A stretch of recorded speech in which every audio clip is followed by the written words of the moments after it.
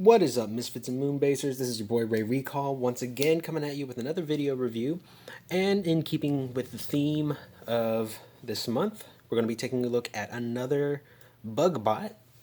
Excuse me. Yeah, that might work a little bit better. So,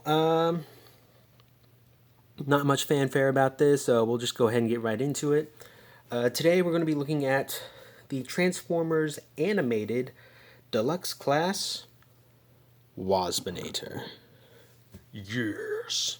So, yeah, this is the Waspinator from Transformers Animated.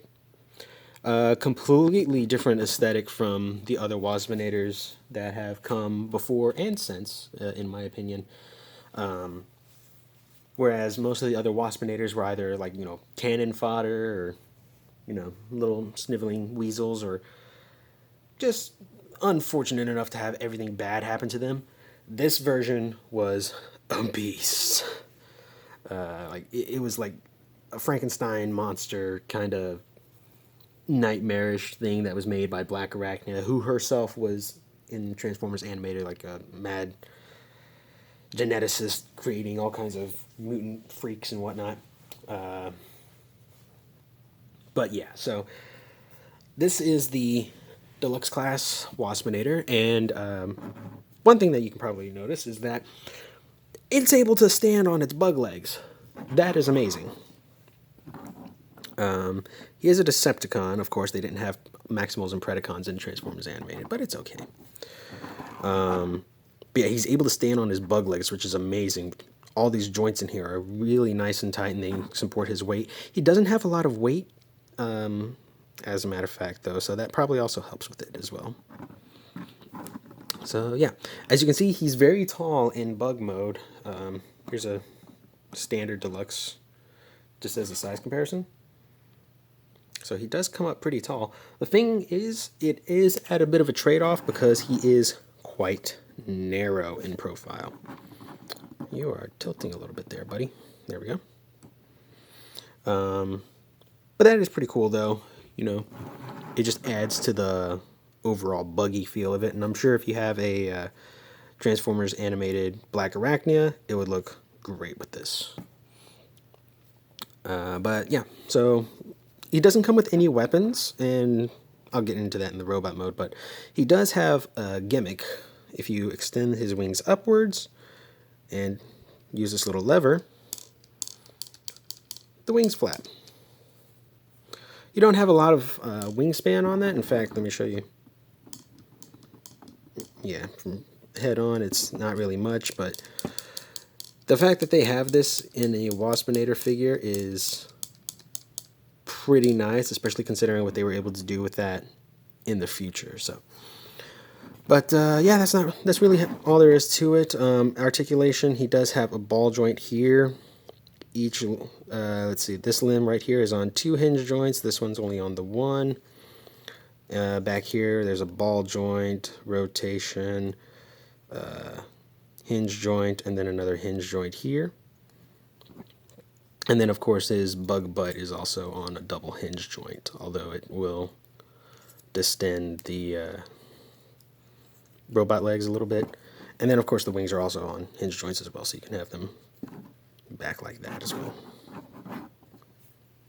Yep. So anyway, comparisons. Here's with a modern Battlemaster. Here he is with, again, another modern deluxe.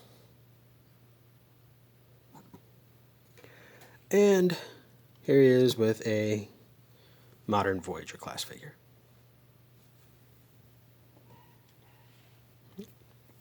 And there you go. Now, transformation is pretty simple for this guy, but it is, in my opinion, also pretty genius as well, because they're able to utilize all of the kibble, which plagued pretty much all the Waspinator figures that had a beast mode. And then they're able to take all that bug leg kibble and then condense it down to something that's usable. So to start off, what you want to do is just angle the wings upward and move these sections just out of the way. Come down here, take this, this section which is on a strut and just take it down and bring it around. Straighten out the legs, flip down the feet. Go ahead and just straighten the legs there. That one, that one. And there you have the lower body completed. Coming up here, you'll see that these sections right here are on a hinge, and they have little cutouts for these little structures right here. So what you want to do is just open it up, kind of butterfly it, take these right here, bend up at this hinge, and then bring that down on that ball joint. Same on the other side, just to get them out of the way for now. Come to the arms. You're going to want to fold these down and then bring that around. There's a little bit of flex to the plastic, just be careful with it. And then if you notice, there's a port, peg, locking, and locking. So you kind of want to finagle it just a little bit to the point where you can get it. There we go. And then take this, rotate it so that it lines up right there. I think I got that right. Did I get that right? Yeah. And there you have an arm all done. And that's amazing how they take the bug arm and turn it, or the two bug arms, and then just turn it into one robot mode arm. Then you want to do the same thing on the other side.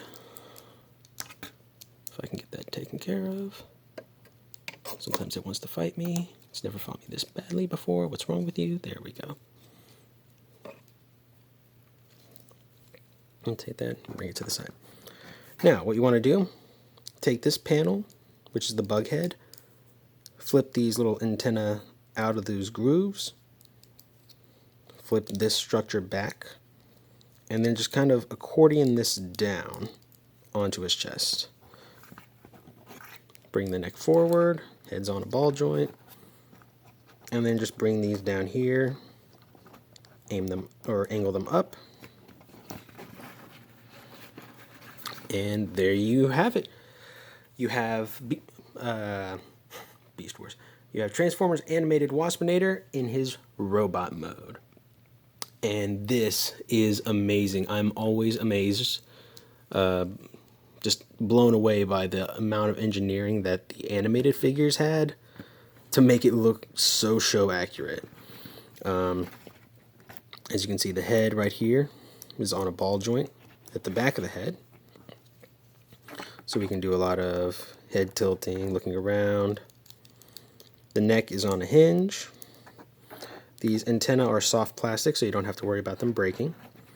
You have a ball joint at the shoulder with a cut into it, so you can move the arm up all the way. Full 360. You have a rotation right here.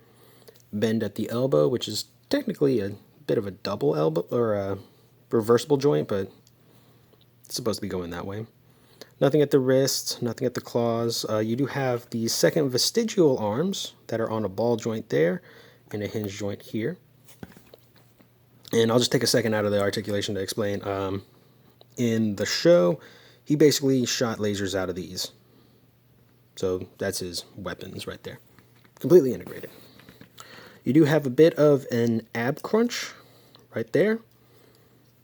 Hips are on a ball joint with a cut in them so they can do the high kick, way high kick forward, and move back about that much. You have the double jointed, the knee joint right there. And then the feet are on a hinge. This is as far down as they can tilt, but they can tilt all the way up. So, there you have that. As far as size comparisons go, here he is with the Battle Master.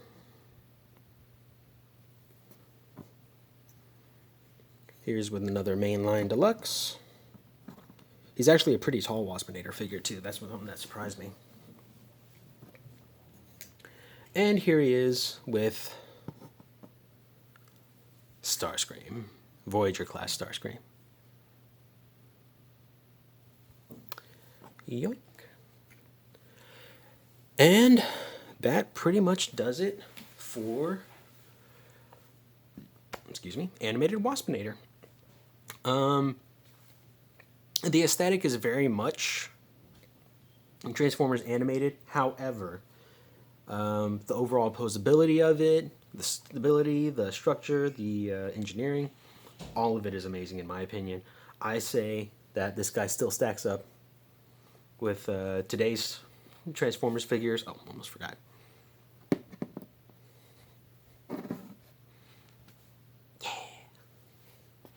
I say he still stacks up with other Transformers figures today, although he is not quite as solid, but that's just due to mostly ball joints, and then other figures now have mostly hinge joints.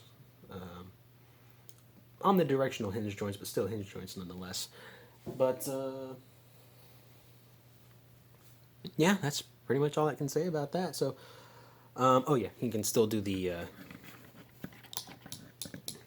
Let me see if I can wing flak gimmick in this mode too. So, but yeah. So there you go. That's the Transformers animated deluxe class Waspinator. Good figure in my opinion. If you see him, I'd recommend you pick him up. I got mine at Misfit Toys, but you can probably find yours on like eBay and other places like that. So anyway, this has been Ray Recall. Y'all have been awesome, and I will look forward to seeing y'all in the next review. So until then, peace.